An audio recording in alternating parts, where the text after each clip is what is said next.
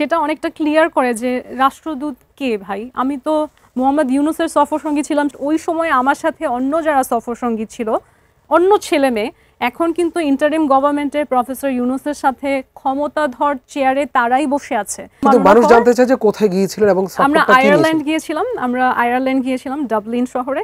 এটা তো আমাদের দেশের একটা গর্বের বিষয় ছিল।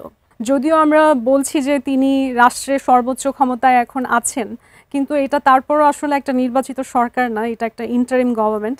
বলে ও তো অনেক ভালো কথা বলবেই তো, কারণ সে তো মেন্টরড বাই প্রফেসর ইউনূস, এবং প্রফেসর ইউনূস তখন অনেক গর্ব ফিল করে। কিছুদিন আগে সামাজিক যোগাযোগ মাধ্যমে আপনি স্ট্যাটাস দিয়ে লিখেছেন যে প্রধান উপদেষ্টার সফরসঙ্গী ছিলেন আপনি।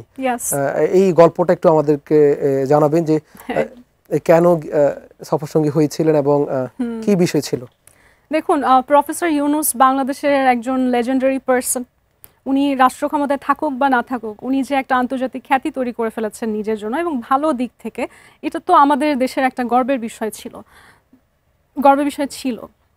কারণ আমি আজকে না, আমার ঈসার সাথে পরিচয় হয়েছে 2024-এ। আমি প্রফেসর ইউনূসের সফরসঙ্গী হয়েছি 2014 আই বিলিভ, আজ থেকে অনেক বছর আগে। সো যেই কথাটা মানুষ বলে যে রাষ্ট্রদূত পর্যন্ত মেঘনা কিভাবে যেতে পারলো, এটা যে আমাকে কতখানি অবমাননা করা একটা স্টেটমেন্ট, সেটা অনেকটা ক্লিয়ার করে যে রাষ্ট্রদূত কে ভাই। আমি তো মোহাম্মদ ইউনূসের সফরসঙ্গী ছিলাম সেই 2014 সালে। এত বছরে কি আমার ক্যারিয়ার আরো সামনে এগিয়েছে না? এত বছরে তো আমার ক্যারিয়ার আরো ডেভেলপ করেছে। ইনফ্যাক্ট ওই সময় আমার সাথে অন্য যারা সফরসঙ্গী ছিল, অন্য ছেলে মেয়ে, এখন কিন্তু ইন্টারিম গভর্নমেন্টের প্রফেসর ইউনূসের সাথে ক্ষমতাধর চেয়ারে তারাই বসে আছে। আমি এক্স্যাক্ট নেম বলবো না, কারণ নেম বলার প্রয়োজন নেই কোনো মানুষকে টেনে টেনে আনার, কিন্তু আমার সমসাময়িক, আমার সমপর্যায়ের মানুষরাই তো এখন রাষ্ট্রের ক্ষমতার চেয়ারে বসে আছে। তাহলে আমি কি শুধুমাত্র নারী হওয়ার কারণে আসলে বলা হবে যে ওনার এই পর্যন্ত দৌড় কিভাবে হলো?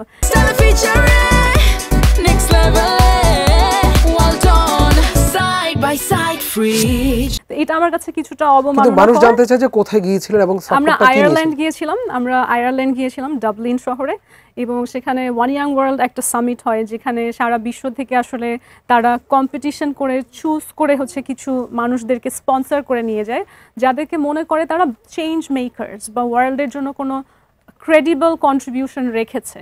এবং আজ থেকে বহু বছর আগে, সেই আমার বয়স যখন আসলেই অনেক কম ছিল, এখনও বলা হচ্ছে যে কম বয়সী উঠতি মডেল, বাট আসলেই যখন আমার বয়স কম ছিল, সেই সময়ই আসলে আন্তর্জাতিকভাবে তারা ডিসাইড করেছিল যে এই পার্সনটার ভালো কন্ট্রিবিউশন আছে, সোশ্যাল কন্ট্রিবিউশন, এবং সেই কারণে তারা আমাকে ওয়ান ইয়াং ওয়ার্ল্ড অ্যাম্বাসেডর হওয়ার সুযোগ দেয়। এবং তখন প্রফেসর মোহাম্মদ ইউনূস নিজে ইন্টারভিউ করে, বেশ কিছু রাউন্ডে সিলেকশন করে কিছু প্রতিভাবান ছেলেমেয়েদেরকে এক জায়গায় করেন। তাদের মধ্যে আমিও একজন ছিলাম, এবং আমরা একসঙ্গে সেই সামিটটাতে অংশগ্রহণ করি। সেখানে একবার আসলে আমার কথা বলারও সুযোগ হয় বিভিন্ন দেশের মানুষের সামনে, এবং আমি যখন আমার স্পিচটা দেই, তখন সেই যে ইন্টারন্যাশনাল ক্রাউডটা থাকে, তারা হাততালি দিয়ে বলে যে ও তো অনেক ভালো কথা বলবেই তো, কারণ সে তো মেন্টরড বাই প্রফেসর ইউনূস, এবং প্রফেসর ইউনূস তখন অনেক গর্ব ফিল করে, এবং সে খুব সুন্দর করে হাসছিল যে সবাই বলছে যে এই নারী এত ভালো কথা বলে কারণ ওর টিচার হচ্ছে মোহাম্মদ ইউনূস। আচ্ছা, এই প্রেক্ষাপটে আসলে ডক্টর ইউনূসের উদ্দেশ্যে কোনো কিছু বলবেন কিনা বা কোনো চাওয়া?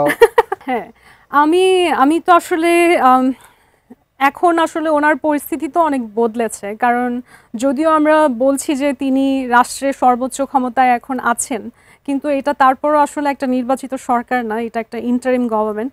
এমন হতে পারে, আমি ধারণা করছি যে হয়তো তার আশেপাশে যে মানুষরা তাকে অ্যাডভাইস করছে কিংবা তাকে ইনফরমেশন দিচ্ছে, তারা কোনোভাবে তাকে মিসগাইড করছে বা তাকে সঠিক ওয়েটা বলছে না, এটা আমার ধারণা।